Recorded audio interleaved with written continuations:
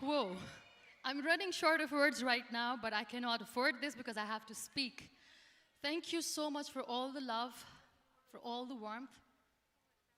Thank you for accepting me. Thank you very much.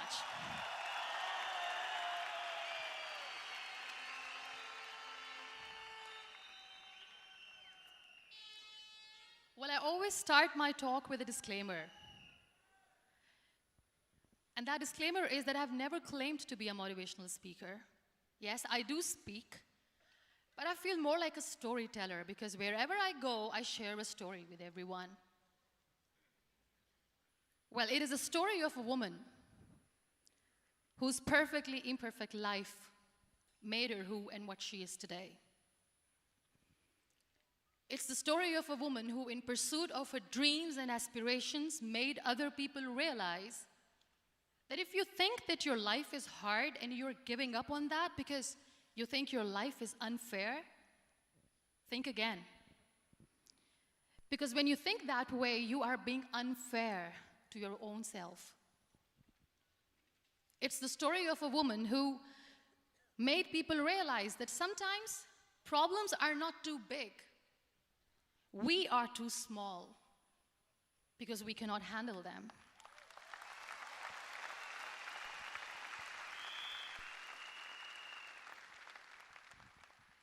It is the story of a woman who with time realized that real happiness doesn't lie in success, money, fame. It lies within. Real happiness lies in gratitude. So I am here, and I'm going to share the story of that woman. That is my story. The story of gratitude.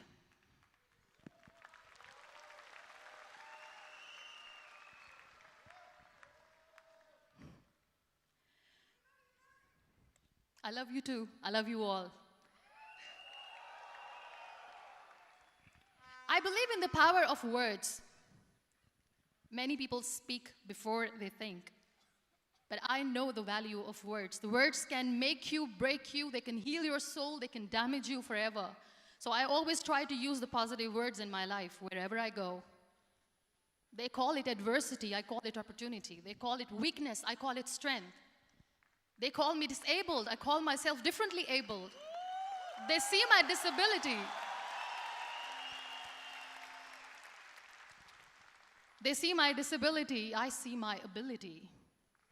There are some incidents that happen in your life, and those incidents are so strong that they change your DNA.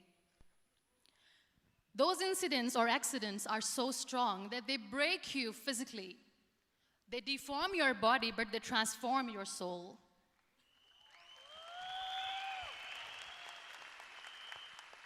Those incidents break you, deform you, but they mold you into the best version of you. And the same thing happened to me. And I'm going to share what exactly happened to me. I was 18 years old when I got married. And this thing I'm sharing for the very first time on an international level. I was 18 years old when I got married. I belonged to a very conservative family, a Baloch family, where good daughters never say no to their parents. My father wanted me to get married. And all I said was, if that makes you happy, I'll say yes. And of course, it was never a happy marriage. Just about after 2 years of getting married, about 9 years ago, I met a car accident. Somehow my husband fell asleep and the car fell in the ditch. He managed to jump out, saved himself. I'm happy for him. But I stayed inside the car and I sustained a lot of injuries. The list is a bit long. Don't get scared. I'm perfectly fine now. Radius ulna of my right arm were fractured. The wrist was fractured. Shoulder bone and collarbone were fractured. My whole rib cage got fractured. And because of the rib cage injury, lungs and liver were badly injured. I couldn't breathe. I lost urine and bowel control. That's why I have to wear the bag wherever I go. But that injury that changed me and my life completely as a person and my perception towards living my life was the spine injury.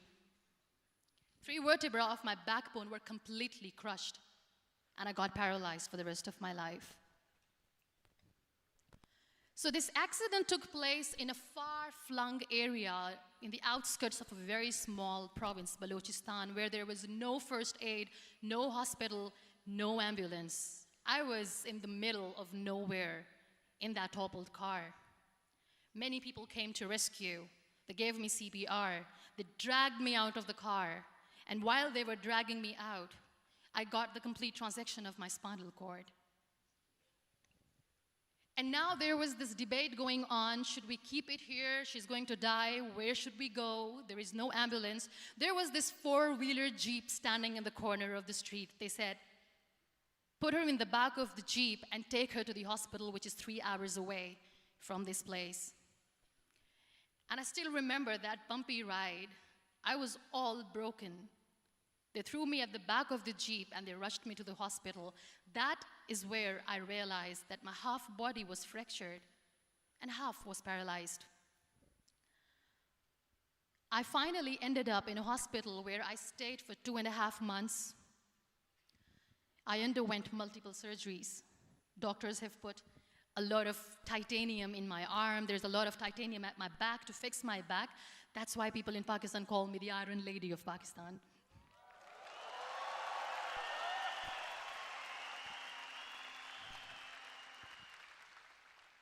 Sometimes I wonder how easy it is for me to describe all this all over again. And somebody has rightly said that when you share your story and it doesn't make you cry, that means you have healed.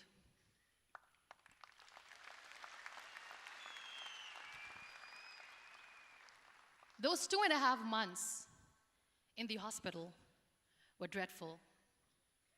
I will not make up stories just to inspire you. I was at the verge of despair.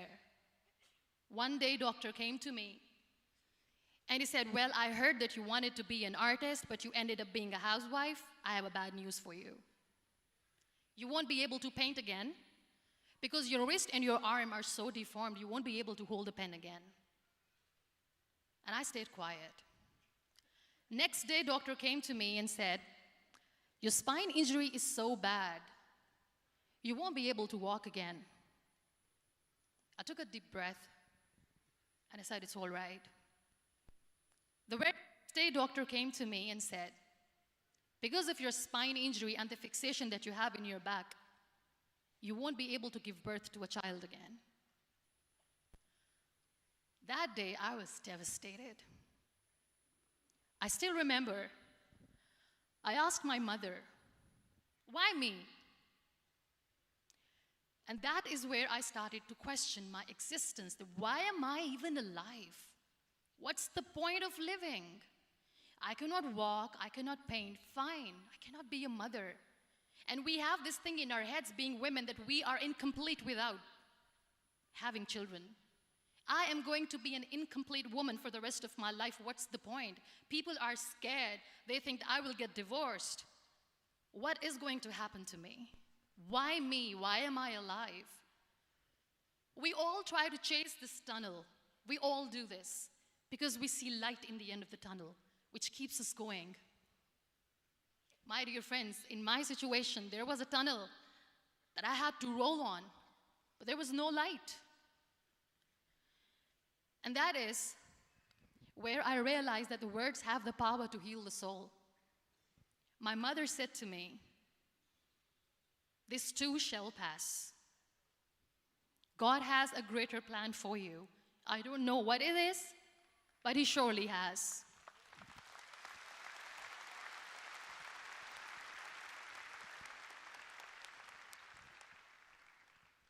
And in all that distress and grief, somehow or the other, those words were so magical that they kept me going. I was trying to put that smile on my face all the time, was hiding. It was so hard to hide the pain, which was there. But all I knew was that if I will give up, my mother and my brothers will give up too. I cannot see them crying with me. So what kept me going was, one day I asked my brothers, I know I have a deformed hand, but I'm tired of looking at these white walls in the hospital and wearing these white scrubs. I'm getting tired of this. I want to add more colors to my life. I want to do something. Bring me some colors. Bring me some small canvas. I want to paint. So the very first painting I made was on my deathbed, where I painted for the very first time. It was not just an art piece or just my passion. It was my therapy. What an amazing therapy it was. Without uttering a single word, I could paint my heart out. I could share my story. People used to come and say, what lovely painting, so much color. Nobody could see the grief in it. Only I could. So that's how I spent 2.5 months in my hospital, crying, never complaining or whining, but painting. And then I was discharged, and I went back home. And I went back home, and I realized that I have developed a lot of pressure ulcers on my back and on my hip bone. I was unable to sit. There were a lot of infections in my body, a lot of allergies. So doctors wanted me to lie down on the bed straight for not 6 months, for not 1 year, for 2 years. I was bedridden, confined in that one room, looking outside the window, listening to the birds chirping, and thinking maybe there will be a time when we'll be going out with the family and enjoying the nature. That was the time where I realized how lucky people are, but they don't realize. That is the time where I realized that the day I'm going to sit, I'm going to share this pain with everyone to make them realize how blessed they are, and they don't even consider them lucky. There are always turning points in your life. There was a rebirth day that I celebrated. After 2 years and 2.5 months, when I was able to sit on a wheelchair, that was the day when I had the rebirth. I was a completely different person. I still remember the day I sat on the wheelchair for the first time, knowing that I'm never going to leave this, knowing that I won't be able to walk for the rest of my life. I saw myself in the mirror, and I talked to myself. And I still remember what I said. I cannot wait for a miracle to come and make me walk. I cannot sit in the corner of the room crying, cribbing, and begging for mercy because nobody has time.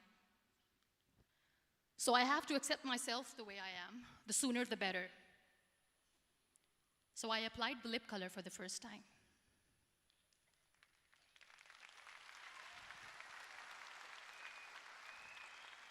And I erased it. And I cried.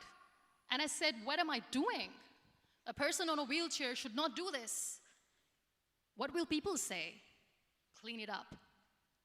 Put it again. This time I put it for myself. Because I wanted to feel perfect from within.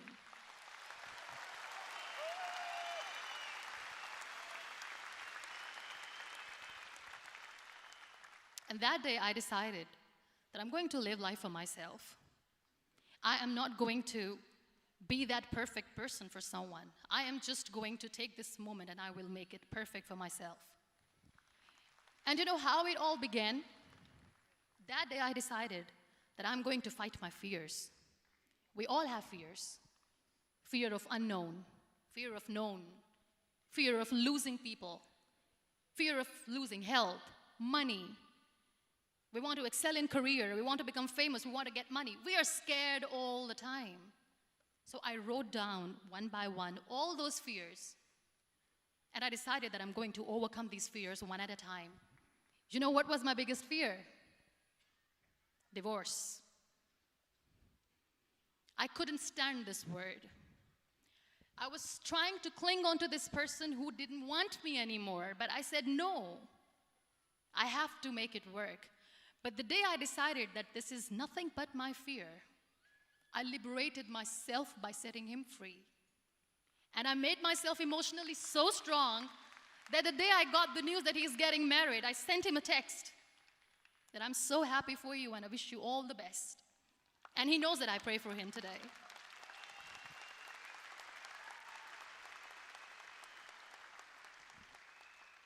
My biggest fear, number 2, was I won't be able to be a mother again.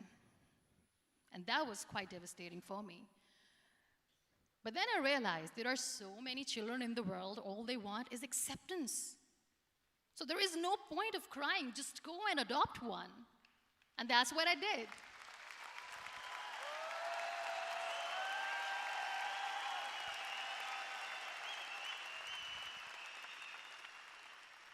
I gave my name in different organizations, different orphanages. I didn't mention that I'm on a wheelchair, dying to have a child. So I just told them that this is Muniba Mazari and she wants to adopt a boy or girl, whatsoever, but I want to adopt a kid. And I waited patiently. 2 years later, I got this call from a very small city in Pakistan. I got a call and they said, "Are you Muniba Mazari? There is a baby boy and would you like to adopt?" And when I say yes, I could literally feel the labor pain. I said, yes, yes, I am going to adopt him. I am coming to take him home.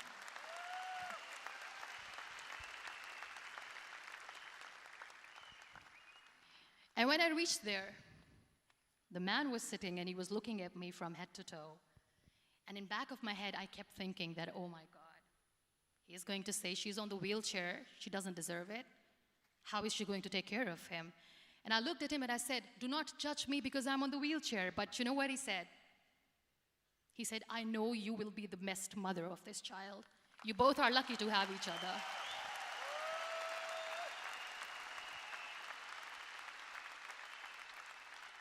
And that day, I was 2 days old, and today he's 6.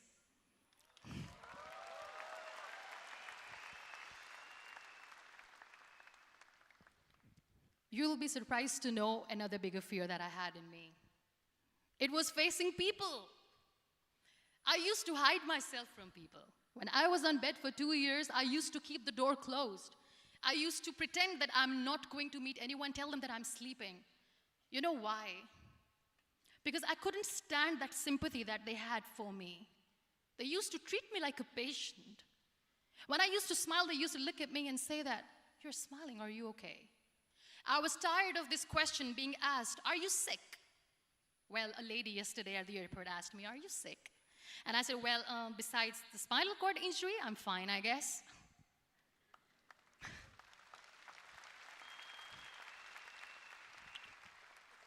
But those are really cute questions. They never used to feel cute when I was on the bed. So I used to hide myself from people, knowing that, oh my God, I'm not going to see that sympathy in their eyes. It's all right.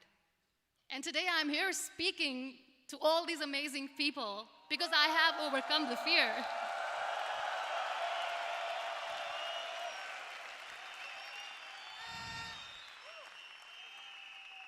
You know, when you end up being on the wheelchair, what's the most painful thing? That's another fear that people on the wheelchair or the people who are differently abled have in their hearts, but they never share. I'll share that with you. The lack of acceptance. People think that they will not be accepted by the people because we, in the world of perfect people, are imperfects. So I decided that instead of starting an NGO for disability awareness, which I know will not help anyone, I started to appear more in public. I started to paint. I always wanted to. I have done a lot of exhibitions. I'm Pakistan's first wheelchair-bound artist. I have done a lot of modeling campaigns, different campaigns for brands like Tony and Guy.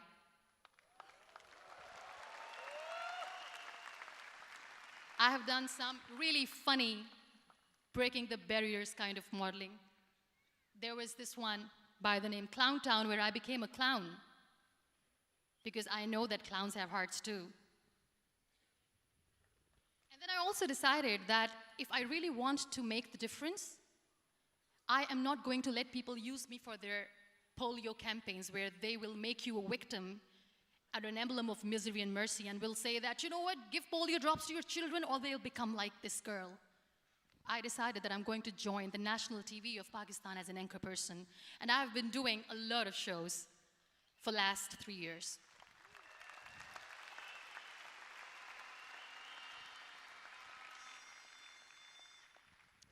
So when you accept yourself the way you are, the world recognizes you. It all starts from within. Thank you. I became the National Goodwill Ambassador for UN Women Pakistan, and now I speak for the rights of women, children. We talk about inclusion, diversity, gender equality, which is a must. I was featured in BBC 100 Women for 2015. I'm one of the Forbes 30 under 30 for 2016. And it all didn't happen alone. You all are thriving in your careers. You have bigger dreams and aspirations in life. Always remember one thing. On the road to success, there is always we, not me. Do not think that you alone can achieve things. No. There is always another person who is standing behind you, maybe not coming on the forefront, but behind you, praying for you and supporting you. Never lose that person. Never.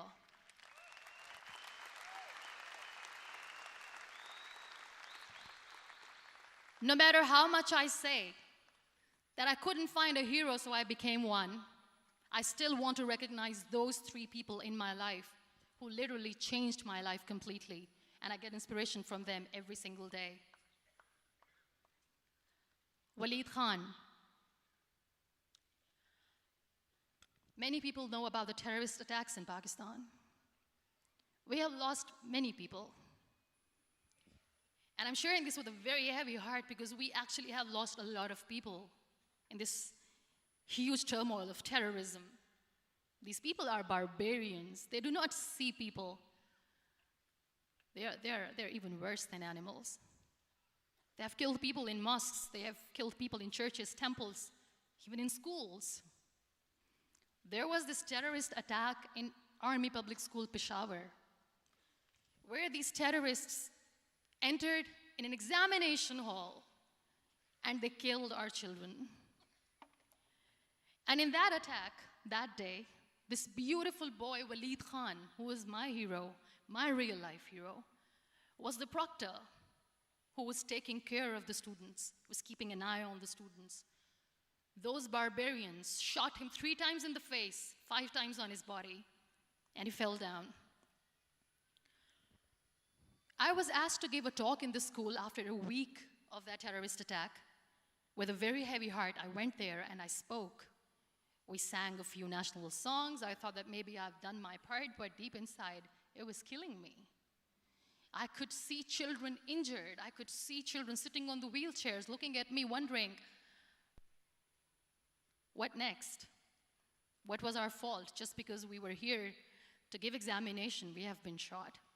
So many people, so many children lost their friends. Their classrooms were empty. The next day they went to the classroom.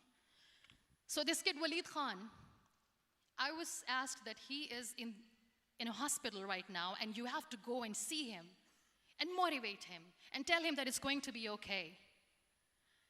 And when I saw Waleed Khan coming on the wheelchair for the first time in front of me, face was all deformed. His leg was fractured, his arm was fractured. He couldn't talk, he lost his teeth. He cannot sneeze, he cannot smell. He cannot eat. And I kept thinking, what should I say? That everything is going to be all right? No, nothing is all right. And while I was juggling with the words, what to say, what not to say, this beautiful child, Waleed Khan, came to me and he said, "Are you Muniba Mazari?" I said, "Yes." He said, "Baji, let's take a selfie."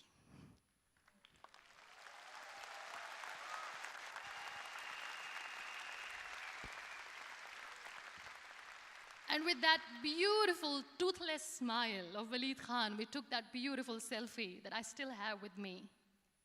I don't share that here because he was in a very bad shape that time. And that is where I realized that when I was thinking too much about his deformities, he's happy with himself. He doesn't even care. Because today he goes in the same school, and when somebody asks him that, "What happened to your face? Why so many scars?" You know what he says? "These scars are my medals and I wear them with pride."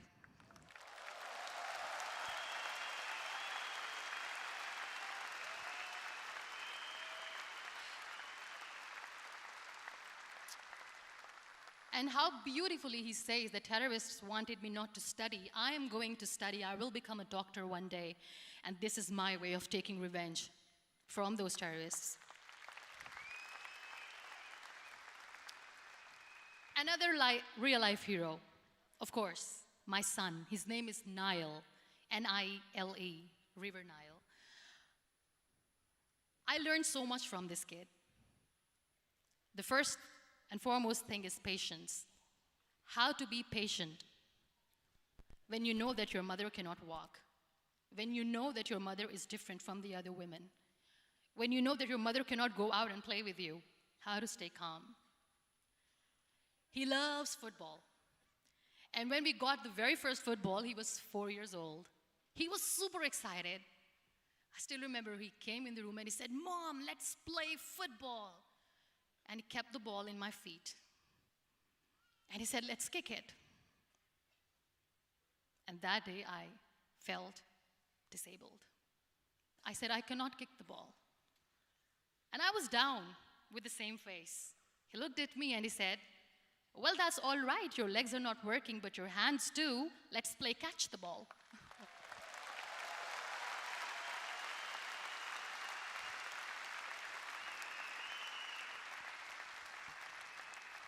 You know what? That day he made me realize that when you think your glass is half empty, come on, your glass is half full.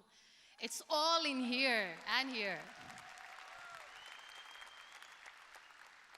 Last but not least, the woman who made me realize that heroes have no gender.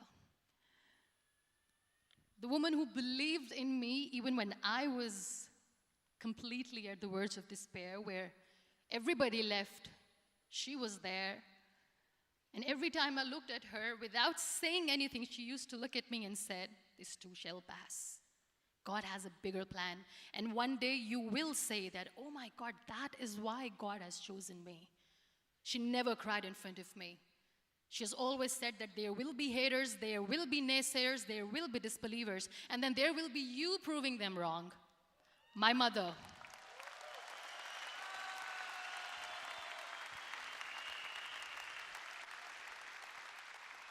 Whatever I am today, I'm nothing without her. I'm nothing without her. Thank you, Mama. I wish you were here. Thank you for making me who I am today.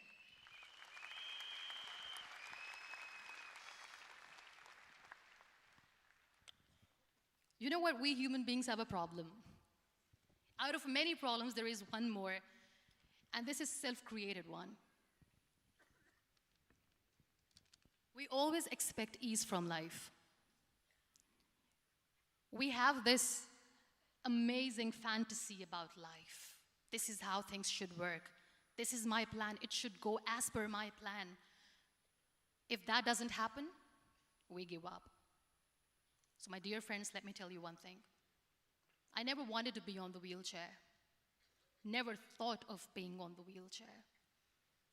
I was always aspiring to do bigger things, but had no idea that for that I have to pay the price to be where I am today.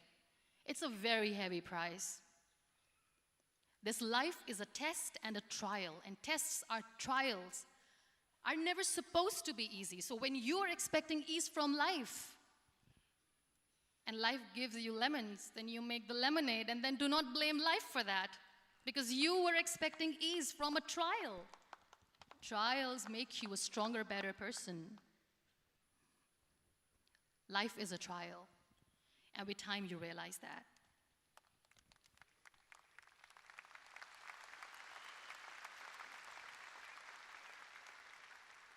It is okay to be scared. It is okay to cry. Everything is okay, but giving up should not be an option. They always say that failure is not an option. Failure should be an option, because when you fail, you get up, and then you fail, and then you get up, and that keeps you going. That's how humans are strong.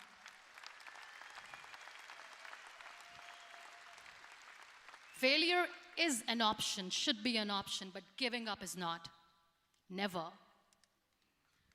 We have this thing in minds. We call it perfection. We want everything perfect. We want ourselves to be perfect. There is this image in our head about everything. Perfect life, perfect relationships, perfect career, perfect amount of money that we need to earn no matter what. Nothing is perfect in this world.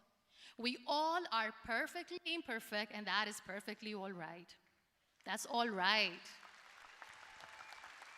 We were sent here not to become the perfect people. Those people who tell you how to look perfect, even those people are imperfect. Trying to fight this fear of looking imperfect. I used to be perfect. I still remember. I got this compliment years ago when I used to walk. Oh my God, look at you. You're fair, you're tall, you're perfect. Look at me now. You're still perfect. Only the perfect eyes can see that. Only the perfect eyes will see that. Only the perfect eyes will see that. So yes, in all those imperfections, you have to listen to your heart. You don't have to look good for people. You don't have to be perfect just because other people want you to be perfect. If your soul is perfect from within, that's all right. This is all what you want. This is all what you need to be.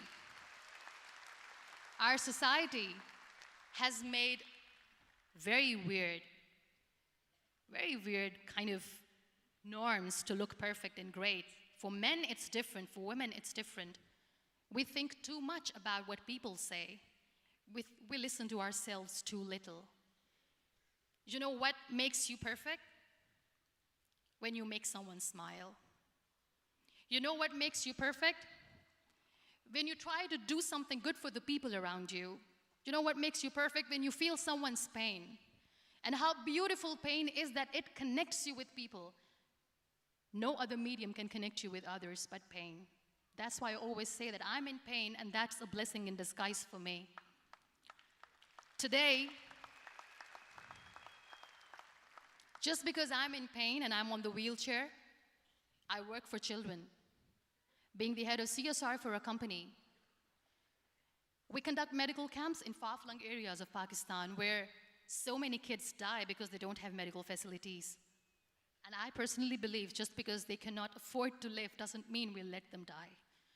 So we give them money, we give them medical treatment, we try to heal their wounds, physical and emotional.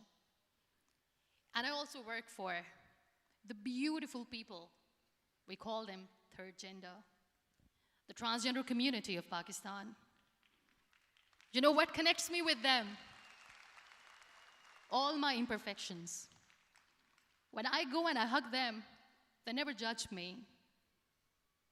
And this very good friend of mine, her name is Bijli. Bijli means electricity. She calls herself electricity. And I said, are you electricity? She says, no, I'm lightning. I'm as strong as lightning.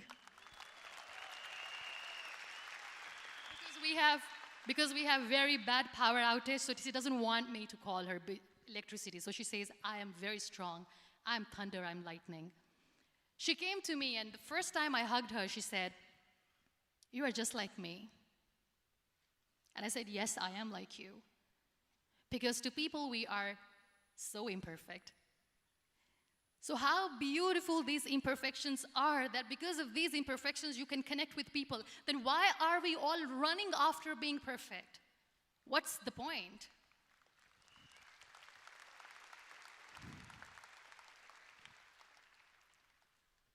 Every time I go in public, I always smile. It's always a big toothy smile on my face, and people ask me, don't you get tired of smiling all the time? What's the secret? I always say one thing, that I have stopped worrying about the things that I have lost, the people that I have lost. Things and people who were meant to be with me are with me. And sometimes, somebody's absence makes you a better person. Cherish their absence. It's always a blessing in disguise. I always say that people are so lucky they don't even realize. You must be thinking, okay, you're lucky in what sense? Well, the breath that you just took was a blessing. Embrace it.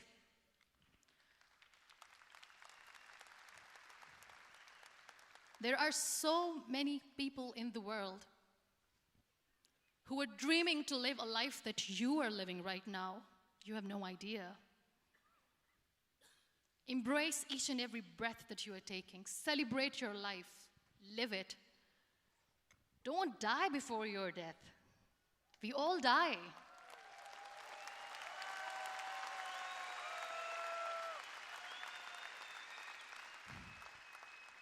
We live this one routine of a day for 75 years and we call it life. No, that's not life.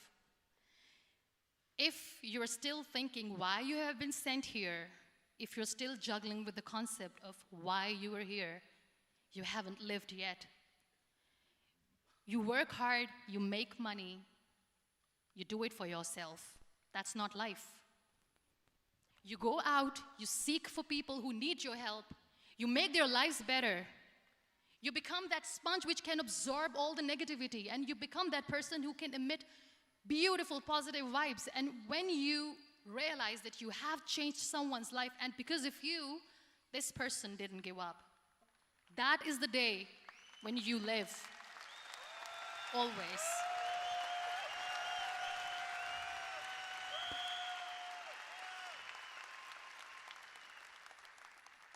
We were talking about gratitude, why I smile all the time. I cry all night when nobody sees me, because I'm a human and I have to keep the balance. And I smile all day because I know that if I will smile, I can make people smile. That keeps me going.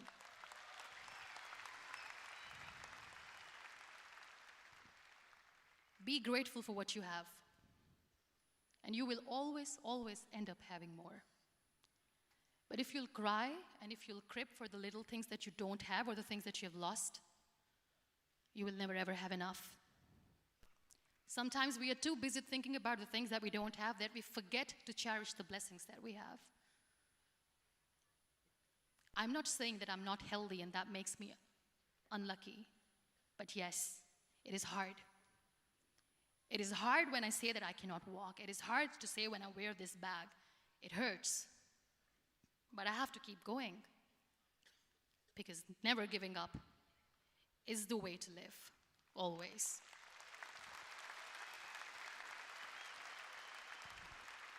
So I'll end my talk on a very short note.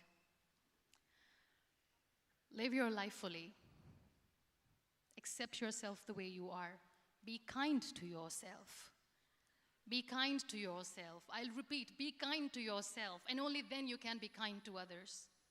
Love yourself and spread that love. Life will be hard. There will be turmoils, there will be trials, but that will only make you stronger. Never give up.